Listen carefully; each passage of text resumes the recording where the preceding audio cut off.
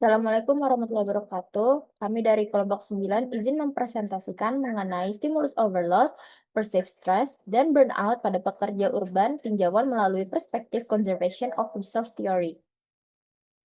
Sebelumnya, berikut merupakan anggota kelompok kami, yakni Shakira, Noval Gipare, Reliva, dan Zaskia Solini. Selanjutnya, hal yang melatar belakangi penelitian kami, yakni mengenai kota Jakarta sebagai kota metropolitan dengan kepadatan tinggi yang memaksa pekerja hidup dalam tekanan terus-menerus seperti adanya kemacetan, jam kerja yang panjang, tuntutan produktivitas, dan lain sebagainya. Ruang terbuka hijau atau RTH secara konseptual berperan sebagai peredam stres dan sarana pemulihan psikologis bagi pekerja. Berdasarkan studi Lewol, tahun 2024, pada 500 partisipan menunjukkan kualitas lingkungan berkorelasi positif dengan kesejahteraan psikologis.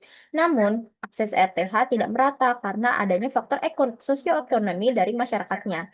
Tekanan hidup kota juga tidak hanya soal minimnya ruang fisik, namun juga karakter dasar kota itu sendiri seperti stimulus dan tuntutan yang datang tanpa jeda, yang terus menggerus daya psikologis pekerja secara bertahap. Tiap dari penelitian kami, yakni peneliti ini ingin mengkaji eh, tekanan hidup kota dari sisi kualitatif atau bagaimana pekerja mengalami dan memaknai tekanan tersebut. Penelitian sebelumnya itu masih minim mengenai yang penjelasan sisi kualitatif dari tekanan hidup pekerja. Penelitian ini bertujuan untuk mengisi celah tersebut melalui pendekatan kualitatif berbasis wawancara. Selanjutnya, tujuan dari penelitian kami yakni ingin mendeskripsikan bagaimana pekerja urban di Jakarta mengalami dan memaknai stimulus overload dalam kehidupan sehari-hari mereka. Ingin mendeskripsikan bagaimana proses perceived stress muncul dan berkembang pada pekerja urban sebagai respons terhadap tekanan hidup kota. Mendeskripsikan bagaimana pengalaman burnout termanifestasi pada pekerja urban yang menghadapi tuntutan kerja dan tekanan kota secara berkelanjutan, serta menganalisis bagaimana ketiga fenomena tersebut, yakni stimulus overload, perceived stress, dan burnout, dapat menjelaskan melalui perspektif conservation of resources theory sebagai satu kesatuan proses, kehilangan, dan pemeliharaan sumber daya psikologis dalam pada pekerja urban. Halo, nama saya Shakira. Saya akan menjelaskan mengenai kajian teori. Dalam penelitian kami menggunakan 4 teori. Yang pertama ada perceived stress theory. Menurut Cohen and Williamson, perceived stress adalah suatu persepsi individu mengenai sejauh mana situasi yang dihadapi dalam kehidupannya dinilai sebagai sesuatu yang menekan, tidak dapat diprediksi, tidak dapat dikendalikan, serta melebihi kemampuan yang dimiliki untuk mengatasinya. Nah, ketiga aspek tersebut menjadi komponen utama dalam perceived stress karena mencerminkan bagaimana seseorang mengevaluasi kondisi yang sedang dihadapi.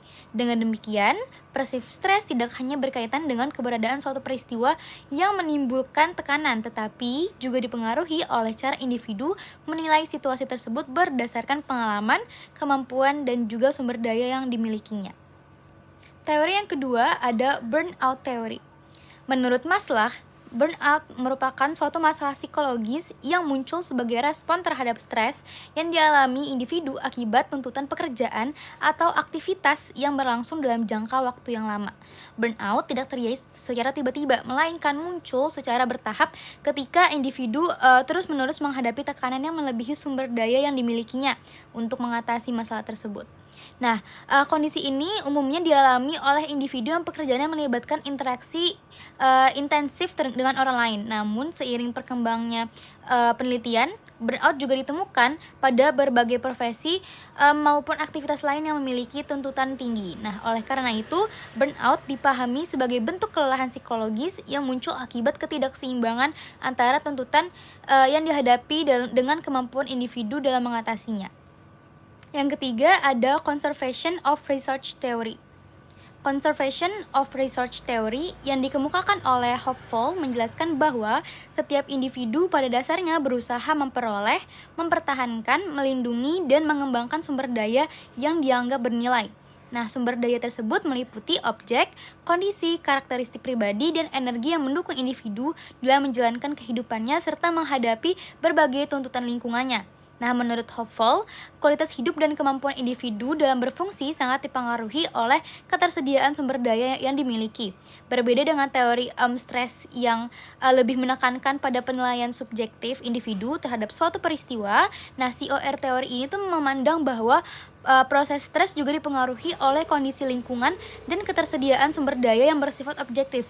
Dengan demikian, stres tidak hanya muncul karena cara individu mempersepsikan suatu situasi, tetapi juga karena adanya ancaman atau perubahan nyata terhadap sumber daya yang dimilikinya.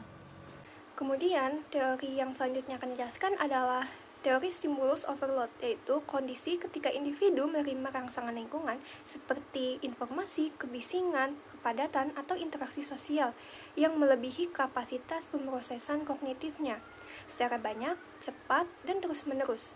Hal tersebut dapat memicu strategi adaptif seperti pengabaian input yang prioritasnya rendah atau pembatasan interaksi sosial. Kemudian, hubungan antara keempat teori yang sebelumnya sudah dijelaskan adalah stimulus overload menjadi pemicu awal terkurasnya sumber daya psikologis individu akibat kelebihan rangsangan lingkungan perkotaan. Kondisi ini kemudian dimaknai secara subjektif sebagai perceived stress ketika tuntutan dipersepsikan melebihi kapasitas coping individu. Apabila proses kehilangan sumber daya ini berlangsung secara terus-menerus tanpa pemulihan yang memadai, individu dapat beresiko mengalami burnout sebagai bentuk kelelahan psikologis yang kronis. Dan keseluruhan rangkaian proses kehilangan, ancaman kehilangan, serta upaya pemulihan sumber daya ini dapat dijelaskan secara terintegrasi melalui Conservation of Resource atau COR teori sebagai kerangka payung atau overarching framework di penelitian. Kemudian pada metode penelitian, kriteria subjek pada penelitian ini adalah yang pertama pekerja aktif yang berdomisili dan bekerja di kota Jakarta. Kedua, subjek berusia 40 tahun ke atas, kemudian bersedia diwawancarai secara mendalam. Lalu, penelitian ini menggunakan metode wawancara yang dilaksanakan pada tanggal 17 Juni 2026 melalui platform Zoom. Tipe wawancara yang digunakan adalah wawancara cukup terencana, dan dari segi strukturnya, wawancara yang digunakan ini adalah wawancara semi terstruktur.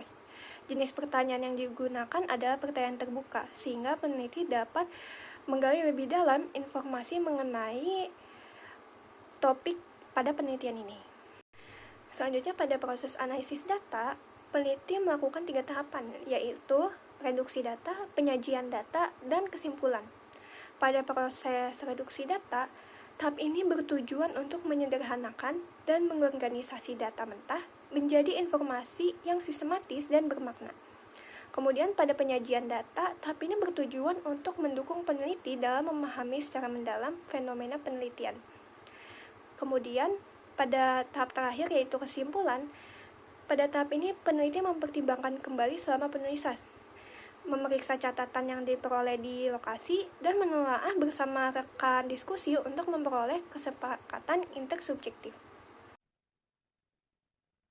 Baik, selanjutnya saya akan menjelaskan analisis burnout. Untuk kelelahan emosionalnya, dia merasakan sangat lelah fisik dan mental akibat beban kerja tambahan harian atau workload overload karena ada rekannya yang cuti. Terus ada sinisme atau depersonalisasi. Dia tetap menjaga profesionalitas dan hubungan pertemanan, tidak menarik diri ataupun bersikap klinis.